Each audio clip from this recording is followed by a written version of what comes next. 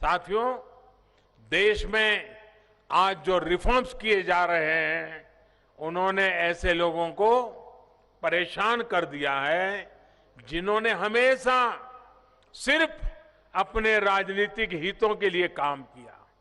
सदी बदल गई, लेकिन उनकी सोच नहीं बदली।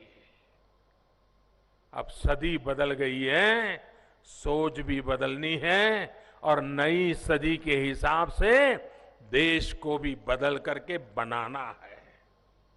आज जब ऐसे लोगों द्वारा बनाए बिचौलियों और दलालों के तंत्र पर प्रहार हो रहा है तो जरा बौखला रहे हैं। बिचौलियों को बढ़ावा देने वालों ने देश के किसानों की स्थिति क्या कर दी थी, ये हिमाचल के लोग भी भली भांति जानते हैं।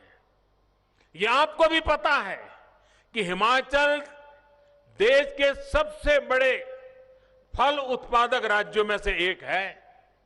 यहां के टमाटर, मशरूम जैसी सब्जियां भी अनेक शहरों की जरूरतों को पूरा करती है।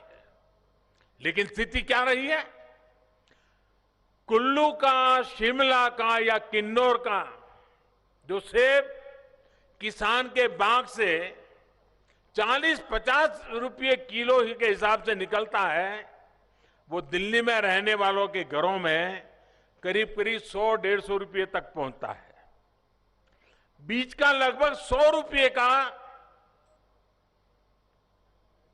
जो हिसाब है, न वो कभी किसान को मिला, न कभी वो खरीदार को मिला। तो वो गया कहां? किसान का भी नुकसान और शहर में लेकर के खरीद करने वाले का भी नुकसान।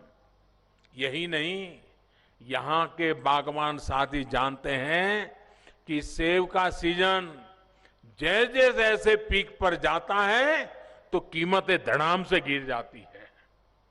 इसमें सबसे अधिक मार ऐसे किसानों पर पड़ता है जिनके पास छोटे बगीचे हैं।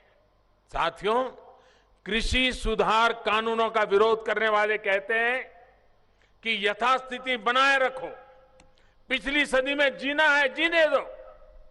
लेकिन देश आज परिवर्तन के लिए प्रतिबद्ध है और इसलिए ही कृषि क्षेत्र के विकास के लिए कानूनों में ऐतिहासिक सुधार किया गया है। और ये जो सुधार है वो उन्होंने भी पहले सोचे थे, वे भी चाहते थे। सोच तो उनकी भी थी, हमारी भी, फुल स्टॉप कॉमा के साथ वही है, लेकिन उनमें हिम्मत की कमी थी। हमारे में हिम्मत है।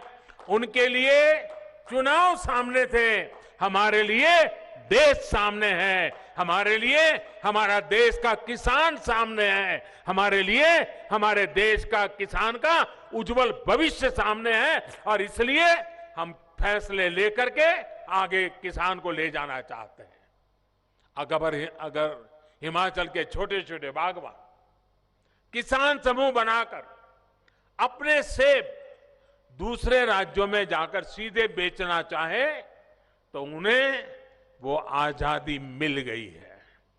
हां, अगर उनको स्थानीय मंडी में फायदा मिलता है, पहले की व्यवस्था से फायदा मिलता है, तो वो विकल्प तो है ही है, उसको किसी ने खत्म नहीं किया है। यानी हर प्रकार से किसानों, बागवानों, उन सबको लाभ पहुंचाने के लिए ही ये सुधार किए गए हैं। साथियों, केंद्र सरकार किसानों की आय बढ़ाने, खेती से जुड़ी उनकी छोटी छोटी जरूरतों को पूरा करने के लिए प्रतिबद्ध है।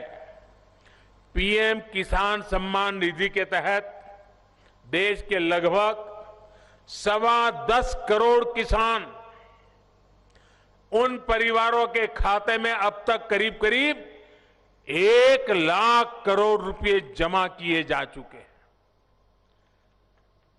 10.25 करोड़ से ऊपर। इसमें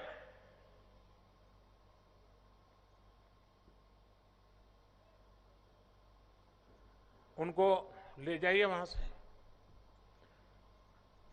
बिठा दीजिए उनको, बिठा दीजिए, बिठा दीजिए।